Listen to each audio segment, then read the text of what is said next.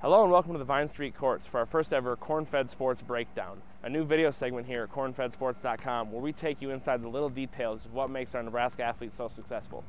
In our first video segment, we're going to take a closer look at Nebraska women's basketball forward Jordan Hooper and her ability as a shooter. So come along and check it out on our first ever Corn-Fed Sports Breakdown. For the casual basketball fan, being a great shooter is as simple as just putting the ball in the hole, but there's a lot more that goes into it. For a lot of shooters, their strength as a shooter comes from their legs and their ability to just load up and get their feet under them and just get a good solid release due to the base they build when they take off their legs. But for shooters like Hooper, it comes more from their release and their mechanics as a shooter and just how well their stroke just sets them up to make shots. For a shooter like Hooper, the strength of her shot comes from her release. So like I said earlier, how some people need to get their feet under them or need to be square to the basket or like to shoot off the dribble, all Hooper needs is just a little bit of window of space to get a release off. Because as you can tell from her jump shot, there's not a lot of gather. She doesn't really take the ball low or bring it up. She catches it high, she releases high, and with that high release point, all she needs is just a little bit of space to be able to get her shot off.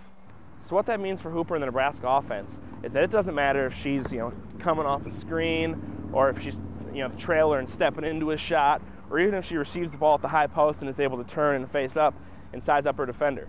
No matter where she's at, no matter where she's coming from, if she can get that release and get the ball up in the air and not keep that hand out of her face and not have a contested shot, no matter where she's at on the court, she can knock it down, making her a valuable weapon both in the mid-range and from behind the three-point line.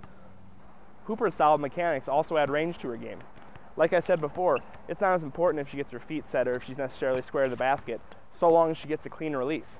So if that means stepping 3 feet further behind the line and shooting from 25 or 26 feet, she's just as deadly from out there with a clean release as she is from snuggled up against the line with her hand on her face, making Hooper a threat from anywhere on the court.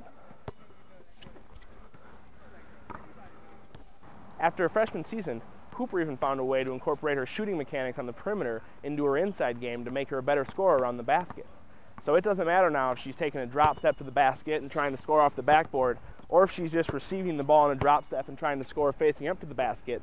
The same mechanics with her release and with that high release on her shot now apply to her finishing ability around the rim, which is why you saw Hooper get a lot more buckets in the paint and also get a lot more and ones because she was able to take the bump and use that high release to score and the foul, adding an inside threat to her already established presence as a shooter on the perimeter.